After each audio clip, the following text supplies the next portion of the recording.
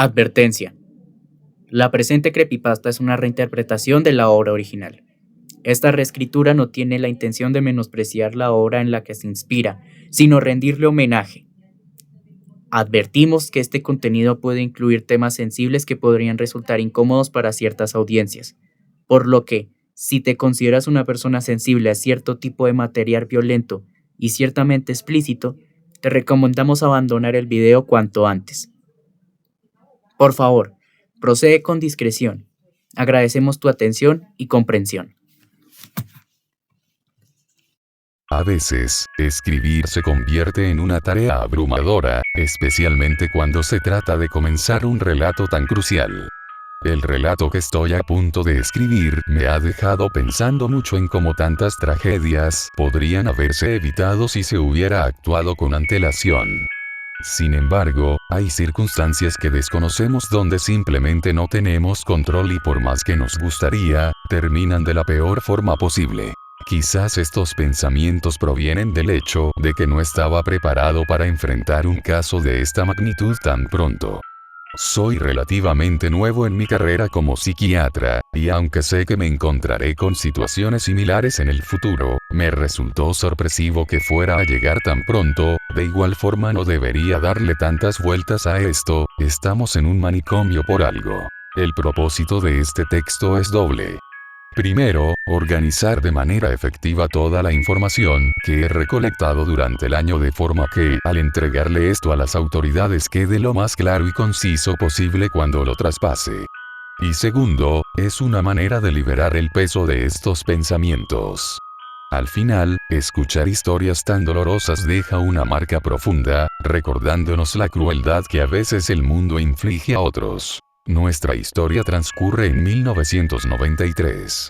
Natalia Bellete, una niña de 5 años, se encontraba acurrucada en un rincón de su habitación, mientras que, a lo lejos, resuena el eco de dos voces furiosas por el corredor de la casa, atravesando las paredes y llegando hasta la habitación de aquella niña, la cual se encontraba aterrorizada por aquellos gritos violentos, temblaba y lloraba sin entender exactamente qué era lo que sucedía, pero sí sabía con certeza que aquellas voces eran las de sus padres, los cuales peleaban por algo que intentaba recordar, pero que resultaba imposible. Posiblemente esto se dio por la violenta situación en la que estaba.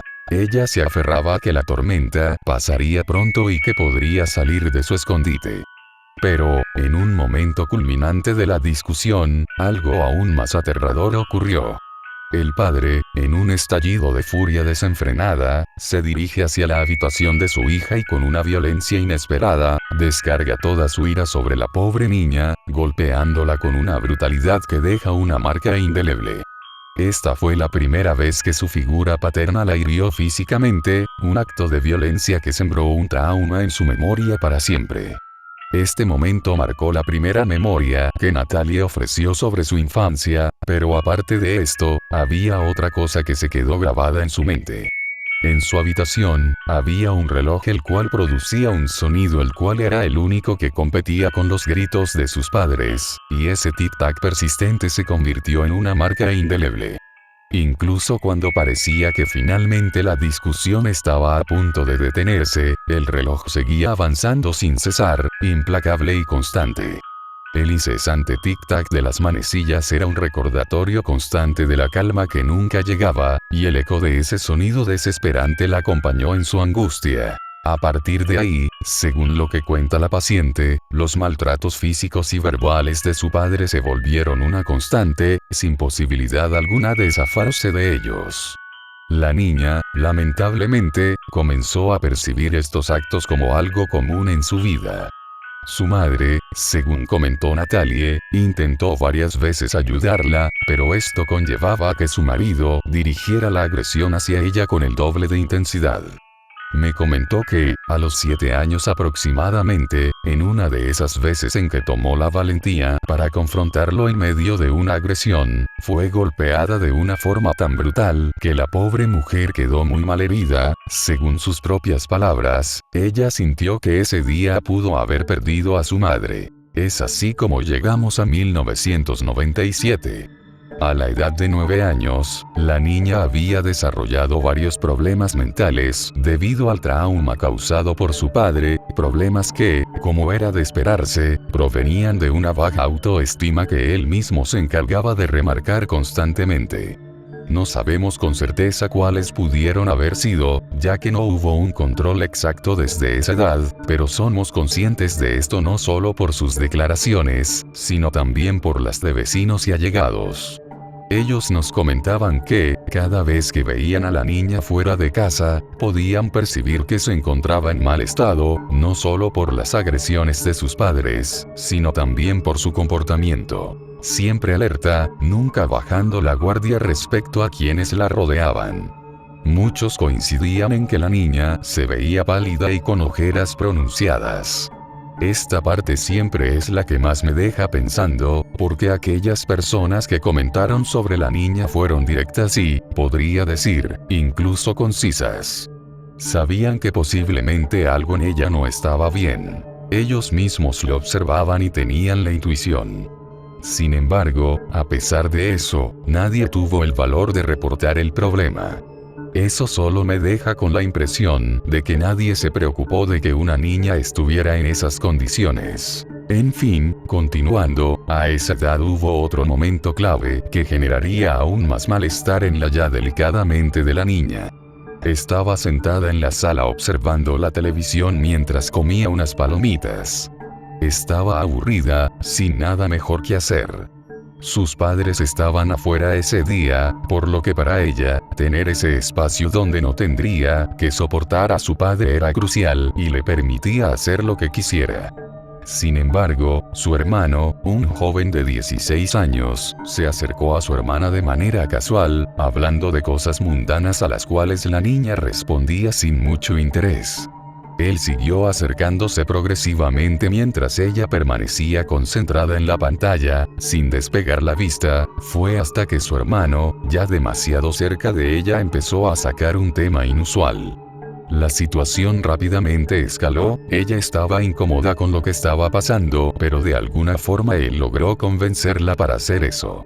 Lo demás es lo que todos creen. Este fue el suceso que la marcó de por vida, y era evidente. Recuerdo a la perfección aquel día en que decidió contar lo ocurrido. La chica lo narró de forma detallada. Puedo recordar cómo, de inicio a fin, fue incómodo. Al principio sus palabras eran normales, pero su mirada estaba vacía, como si su alma no estuviera donde debía estar. El tono de su voz, todo era automático en el más estricto sentido. Eso fue hasta que comenzó a describir aquello. Su llanto se desbordó, su voz se rompía continuamente sin parar, se agarraba del pelo e incluso se lastimó varias veces, arañando su rostro y tratando de jalar su cabello por lo que recordaba. Escuchar eso fue devastador. A pesar de trabajar como psiquiatra, ver y escuchar a Natalia en ese estado me hizo sentir realmente mal. Hubo un punto en el que dejó de hablar porque sencillamente su mente no encontraba palabras, y estoy seguro de que a partir de ahí, algo más pudo haber sucedido. A partir de eso, las cosas comenzaron a volverse más conflictivas. No le comentó nada a sus padres. No quería que supieran. Especialmente a su madre, quien, a pesar de su corta edad, ya comprendía el dolor que esto supondría para ella. Ni siquiera quería imaginar la reacción que podría tener su padre ante semejante revelación. Por eso, decidió guardar silencio, tragándose el miedo y la angustia durante 3 largos meses. Sin embargo, como era de esperarse de alguien tan enfermo como su hermano, aquella no sería la única vez.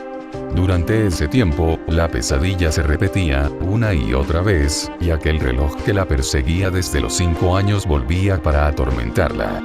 Natalia odiaba sentir que el tiempo estaba en su contra, que cada segundo que pasaba era una tortura diseñada para hacer sus sufrimientos más largos y dolorosos. Sentía como el tiempo se volvía su verdugo, estirando sus días de agonía hasta hacerlos interminables, mientras que los momentos de paz, aquellos pocos instantes que aún percibía como agradables, se desvanecían rápidamente, como si fueran solo un susurro en medio de un vendaval. El silencio que mantenía era sofocante.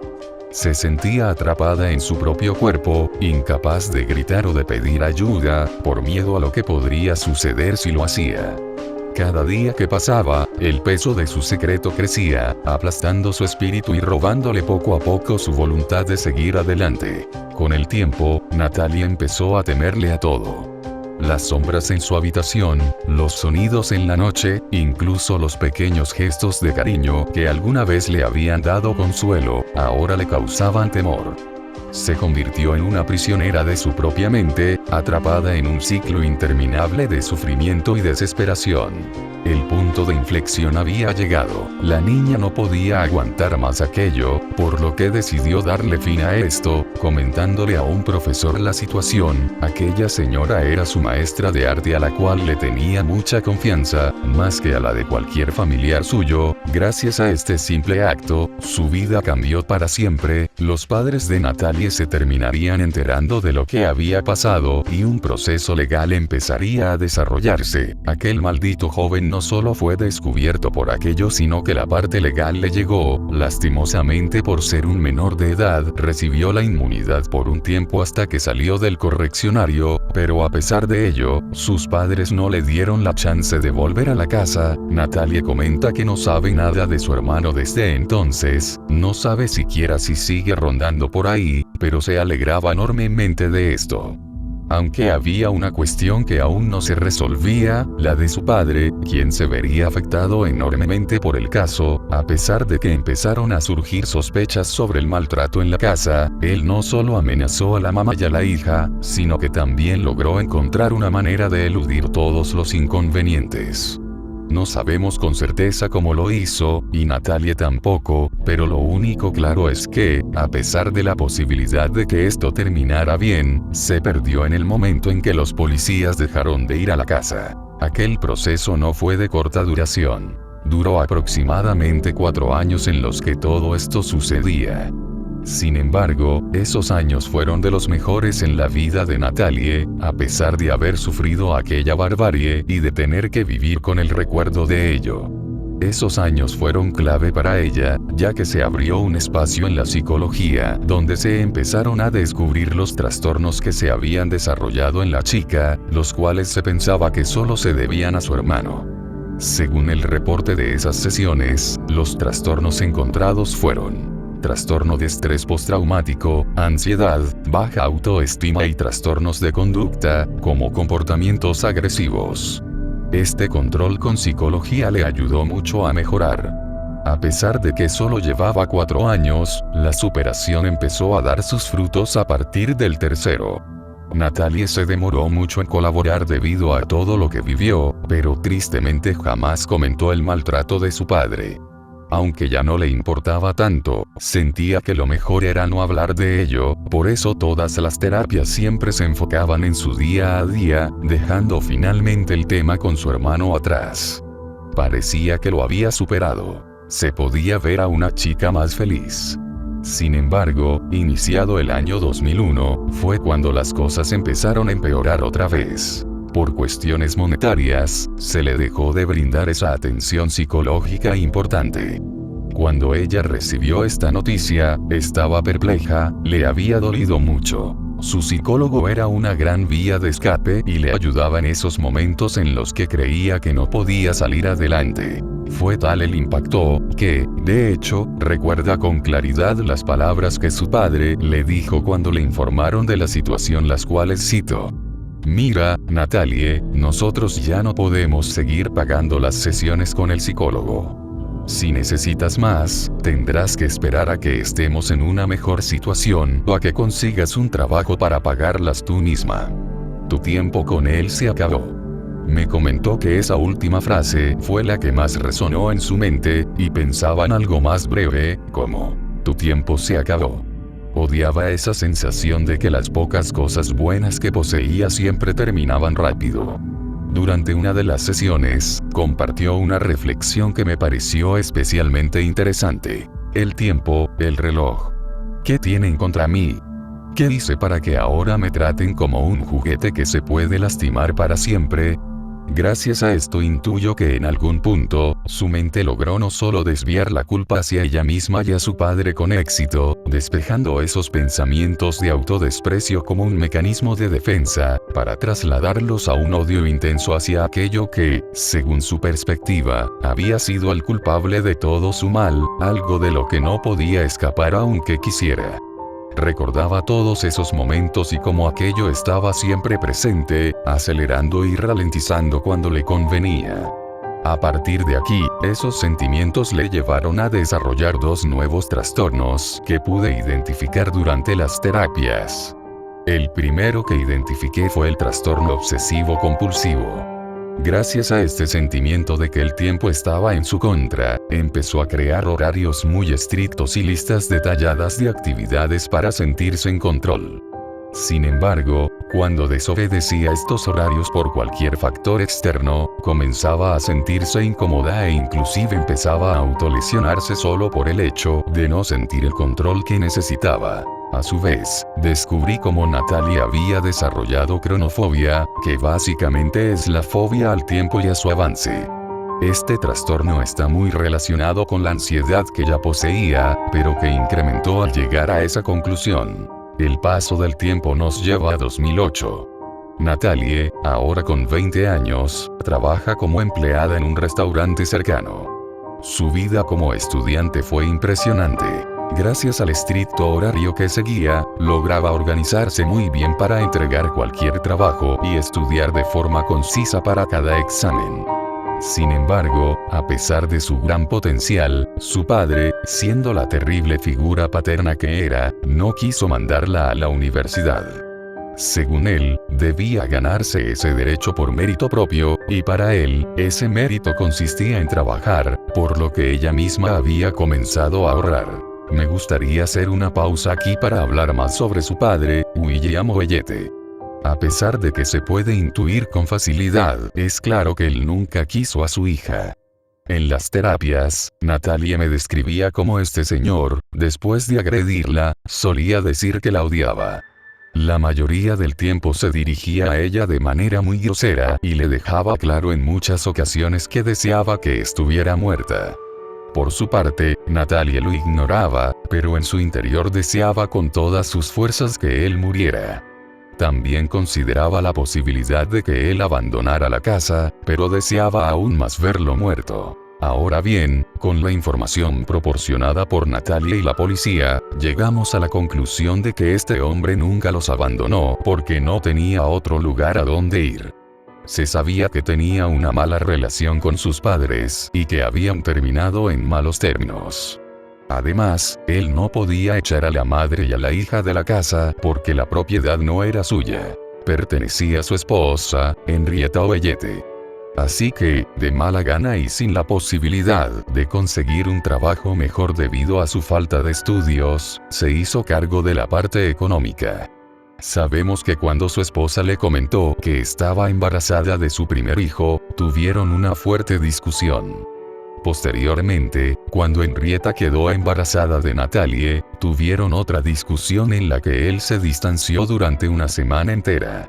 Sabemos esto porque la misma Henrietta llamó a las autoridades para reportar su desaparición, hasta que él regresó con una terrible actitud. La razón por la que hice esta pequeña pausa es para ofrecer una posible explicación del odio que este hombre sentía hacia su hija. Al recopilar los datos, mi hipótesis es que el padre vivió una vida en la que muchas cosas le salieron mal, comenzó a redirigir toda esa frustración hacia sus hijos, especialmente hacia Natalie, viéndola como una carga más que no podía dejar atrás, por más que lo deseara. Esto también explicaría por qué, para él, que Natalia tuviera buenas calificaciones no era una razón válida para invertir en una universidad. Como él tuvo que aguantar estar en un trabajo que odiaba y en donde no recibía lo que a él le hubiera gustado, le parecía correcto que Natalia trabajara y se ganara las cosas por su cuenta, sin siquiera darle una oportunidad. Ahora, retomando a la vida de Natalie, esta se sumió en una monotonía asfixiante. Los días eran interminables, llenos de largas horas en un trabajo que la desgastaba. Como cajera, debía atender a una fila constante de clientes, y aunque al principio aquello le parecía soportable, con el tiempo esa indiferencia se transformó en un odio visceral.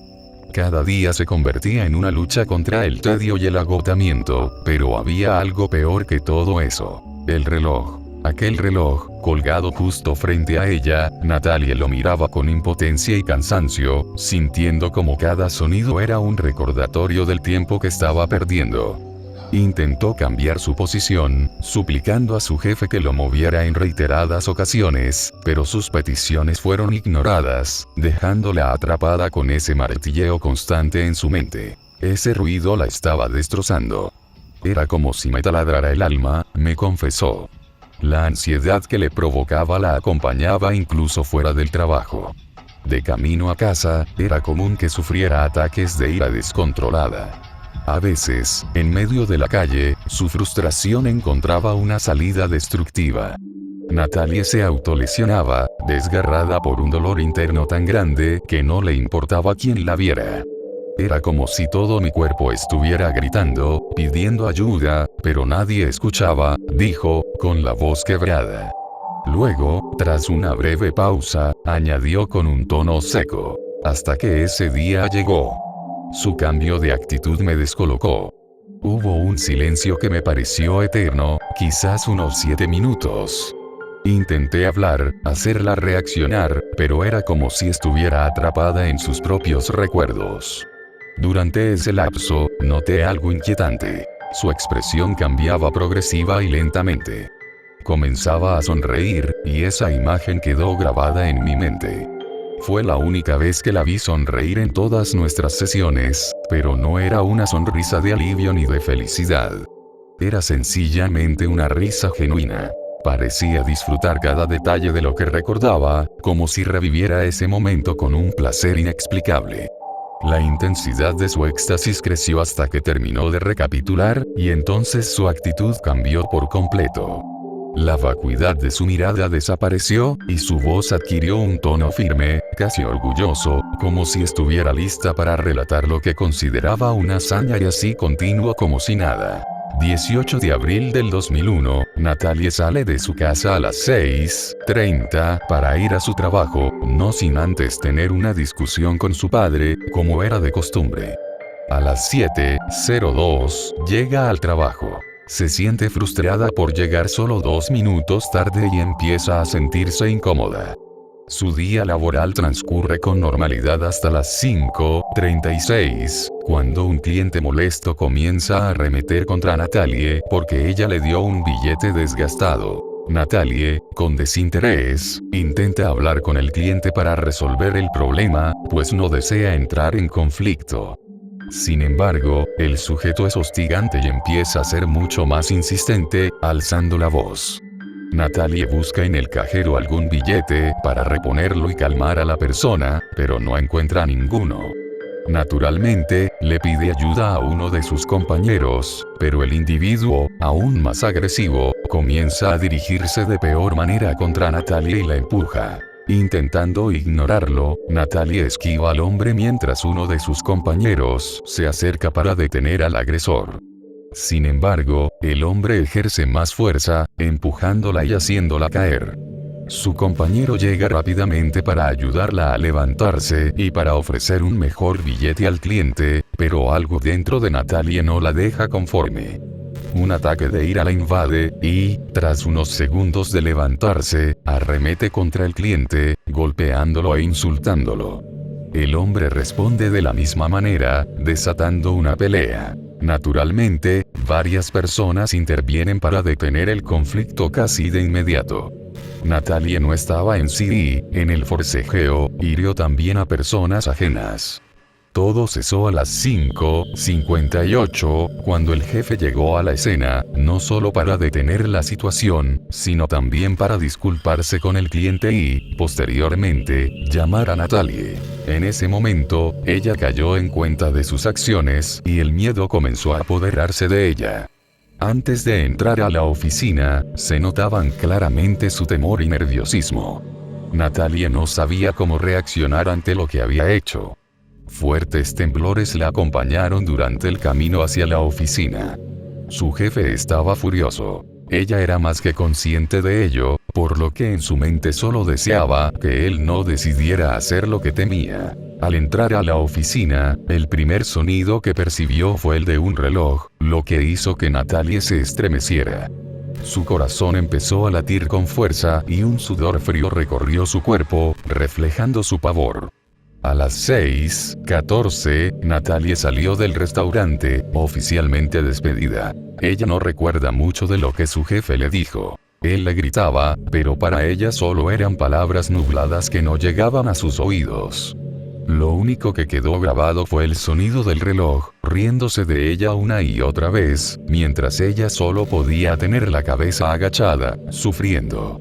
Con los ojos llorosos y sus manos apretando sus piernas con tal fuerza que le provocó heridas, escuchó finalmente la confirmación de su despido, y su mundo se desmoronó. Le suplicó a su jefe durante un buen rato que le diera otra oportunidad, pero la respuesta siempre fue negativa.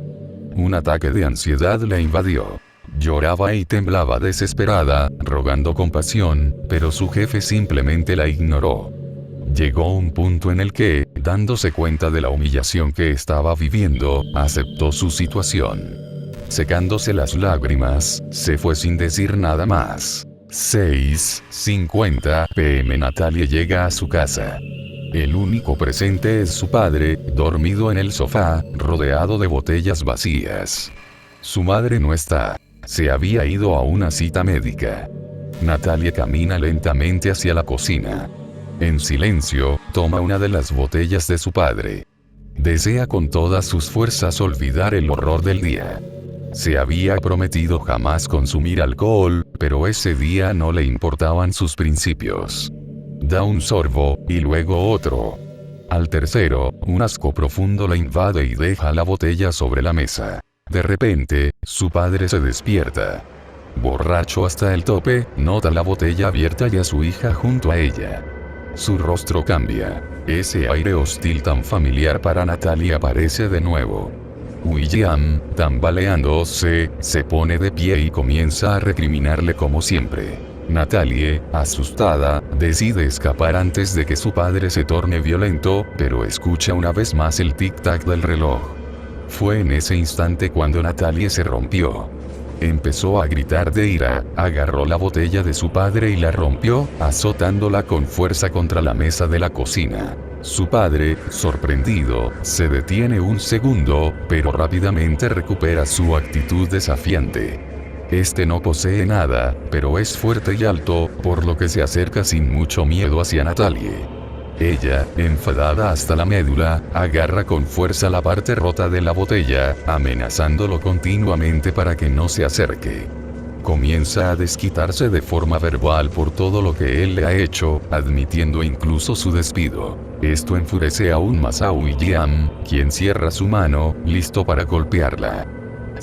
Sin embargo, clava en su pie uno de los tantos vidrios que estaban en los alrededores de la cocina. El dolor, combinado con el alcohol, le hace perder el equilibrio hasta caer. En ese momento, Natalie reacciona a medias, notando a su padre en el suelo. Aún así, no sabía qué hacer exactamente. Sin embargo, el sonido del tic-tac vuelve a resonar en el ambiente, haciéndola salir de sí. Arremetió contra su padre, quien agonizaba de dolor, y comenzó a apuñalarlo con la botella múltiples veces sin parar. Al principio, cada golpe era pura ira, acompañada de gritos cargados de frustración.